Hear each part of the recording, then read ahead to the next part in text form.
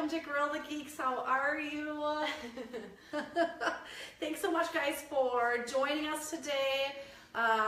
We're here from the Property Geeks. Berkshire Hathaway Home Services, Lovejoy Realty. Yes, hello, how are you? Thanks for joining us. We're here every Thursday at noon covering real estate topics, things that you guys have asked us about over the last week, or just different subject matter that we've been questioned about. So we are here to chat with you, but again, thank you for joining us. We really appreciate all of the comments, all of the love, all of the support. We really truly appreciate it. So we are busy. It is still spring market here. It is sure spring. It is spring market. So okay, just let's see here. Are we gonna recap from last? Yeah. So we'll just jump right in. Yeah, that's fine. We'll recap from last week. And we're going to jump right in because we're talking about vacation rentals. Yep. It's a subject that we're asked about all the time. Yes, absolutely. Yes. And people that know that we do it ourselves, yes. They are more inclined to ask us about it. But last week we started kind of the general topic of the discussion basically between your family or whoever you're buying it with to make sure that you know where you'd like the cabin to be, yep. Location-wise, drive time, that whole thing. What your usage personally is going to be of the cabin, whether you're going to be using it for kind of like a getaway or somewhere fun for the whole family to go, yes. That kind of stuff. And as well as if you were to have guests, if you were to rent it out like we're talking about, what your guests would be using it for as well. If it was going to be kind of more like a quiet, quaint, or if it was going to be more of like, oh my God, I can't speak today. Motorsports, there you go. Yeah. Motorsports, or yep. Just like a fun, super awesome cabin. Like it just depends. Yes, it just depends. So we were talking about that, and then I think we just started barely talking about the zoning stuff, but we're going to jump into that. We're going to jump into that as a subject. Mm-hmm. So getting into the different things to think about. So last week was kind of, a preparation of what to think about, what to talk about with your family. Usage, how much are you going to use it versus how much are you going to rent it? That's a really good question. Sometimes that changes once you have, like it changed for us. Yeah.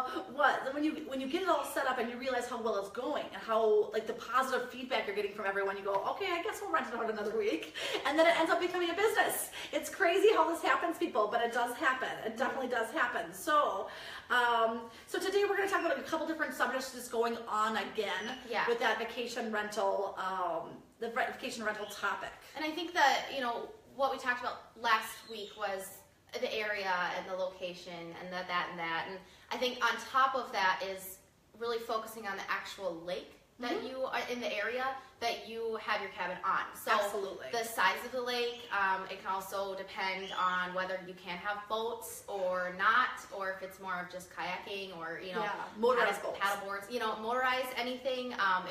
If you want a super huge lake where there's always going to be people and it's going to be lively, or if you want some, it just depends. And then as well as like having bars on the lake, absolutely. Or having like tourism areas that are close to the lake.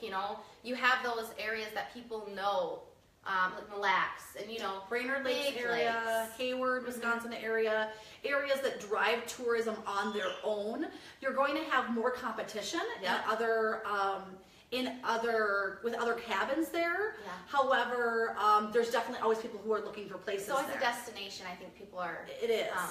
People are looking for. Yeah. So people might even, instead of just typing in Google, rental cabins, they might say, rental cabins on so and so lake, or and that could drive more traffic just being that. Mm-hmm.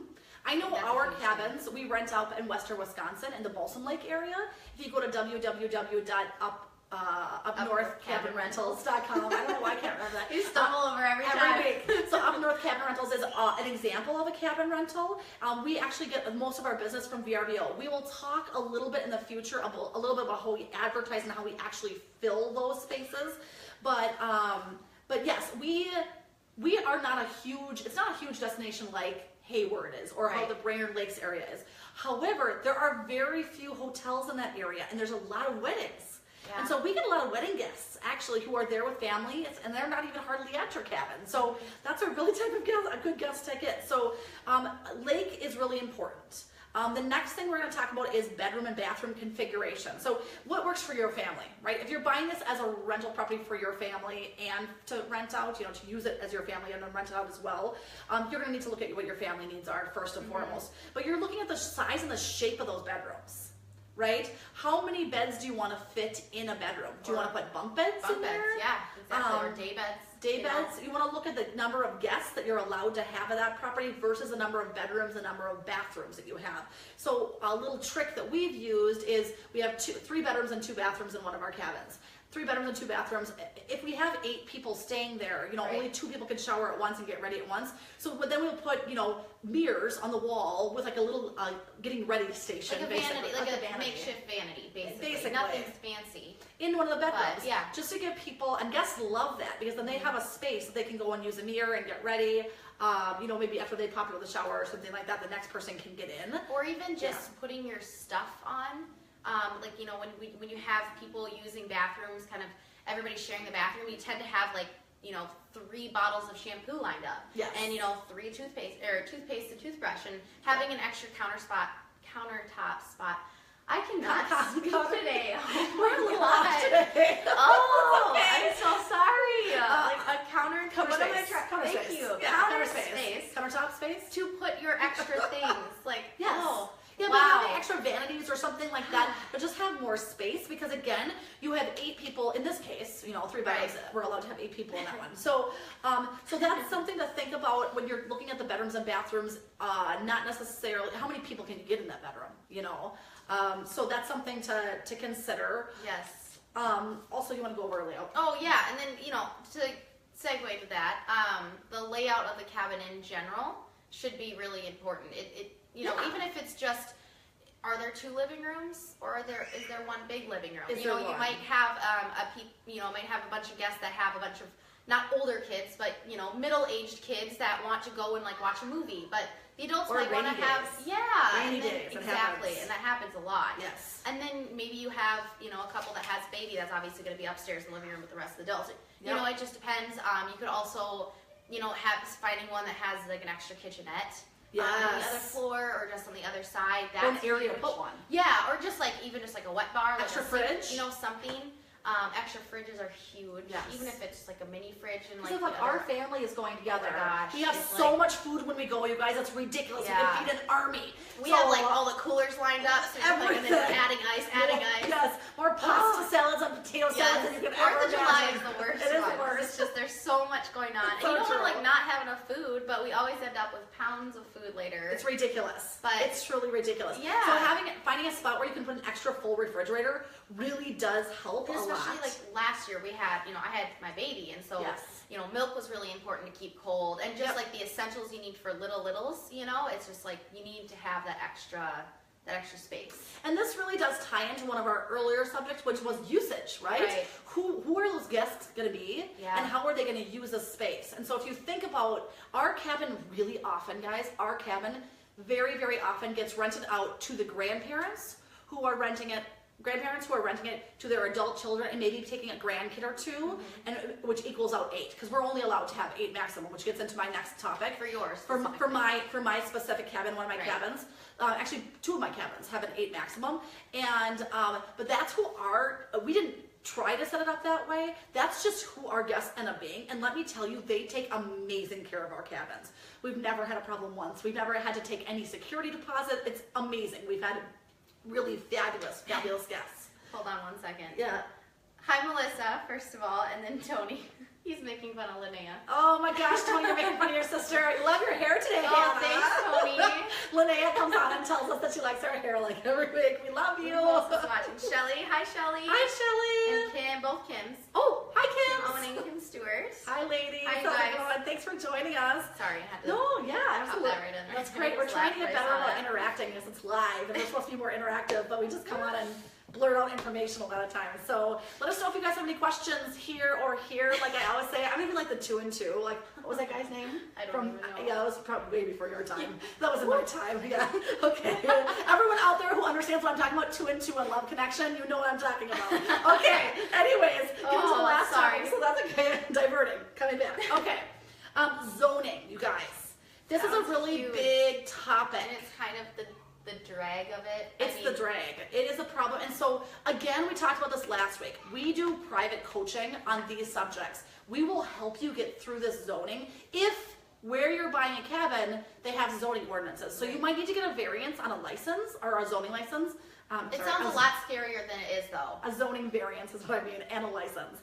It sounds really scary. It Some does. areas it is more scary than others. Some it's really easy. You just pay a fee. And it's really like at the end of the day, like you get it taken care of, and you know your zoning, done. and then it's done, and you just keep it in mind, and you know what you have to get every certain, if it's every year you have to get an inspection or whatever it is, and you just remember that you do, and it's really not that hard. I don't think it's just people get all freaked out about that. So it's nice that we're here because then we can help you. Hold your hand. The rules on those zoning rules really do change all the time. So our cabins that we up north cabinrentals.com, right? So those cabins are in Polk County, Wisconsin, western Wisconsin.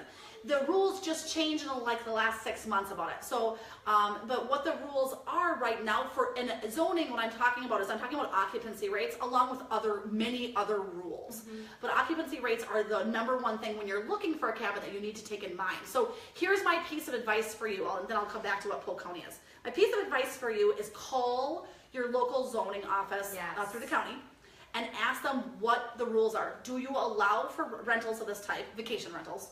Do you allow for vacation rentals on a lake? Because most of the time they have rules on a lake, but maybe not off a lake, depending on the area. So, well, and it's kind of similar if you've ever done regular rental properties, or if you've known about regular, buying a townhome and renting it out. I mean, there's also that responsibility of making sure rentals are allowed and making sure there's certain restrictions. So it's very similar to if you're if you understand regular investment properties and understand what it takes to have a regular rental home, or if you've ever rented out your house, it's very similar. It's just different because you're on a lake and it just has a little bit different. There's different licensures. There's just different rules, but it's the same rules. thing. You still have to be responsible for the rules and understand them. And so you want to call the county. Call the county and ask them what the rules are. Ask them, is there an occupancy rate? In Polk County, the occupancy rate is 2 people per bedroom plus an extra 2. So if you have 2 bedrooms, it's 6 people, right? 2 per bedroom plus an extra 2. And so if you have a 5-bedroom, it's 12 people. It would be then 2 per bedroom plus an extra 2. You get the idea. It's a pretty simple concept, but it's so you want to know that because again, we're going to talk about this in another segment. But we're talking about how much dollars and cents. I mean, the spreadsheets. This is Hannah's department, not mine. Yay! She loves her Excel spreadsheets. So the financials, right? The cost to the setup. And how much are you going to make on this? Are you going to break even? What's your goal with that? Again, a lot of this stuff is done in real detail when you hire us for coaching on this subject, but we can just share some general knowledge. That's when my spreadsheets come out. That's right. That's when the spreadsheets really come out. So, and then also, if they allow rentals, getting back to this, occupancy allowances, how many people do they let you rent it out to? And make sure you're following the rules, people, because they're going to catch you if you're not. I mean, we are very sticklers on following the rules on occupancy rates. So, and then the state health departments, they have to do yearly checks of your property. They want to make sure that you're following the state guidelines. We have our checks at the end of the year every year. You have to make sure that you're doing that. So again, the county will be able to help you get to the state part. It's not scary. We help you through some of this in our coaching programs, but just if you want to do it on your own, that's fine with us too. Just call the county and start there before you start looking for properties. So if they only allow 10 people maximum, no matter how many bedrooms, that's how Polk County used to be. They used to allow 8 max.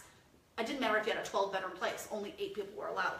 And that's important because if you're looking at a huge cabin and let's say you'd find 2 on the same lake, has very similar things, and one's bigger and one's smaller, and you can't decide, are you going to spend more money on the big one even though you're literally going to have the same amount of people and the same, generally the same rental rate then, on the same, what are you going to choose? There's going to be a sweet spot. Yes. Where you're going to go, you know what, it makes sense for me to buy this 3-bedroom cabin for maybe $180,000 or $200,000, depending on your area. Maybe that's $400,000, depends on your area.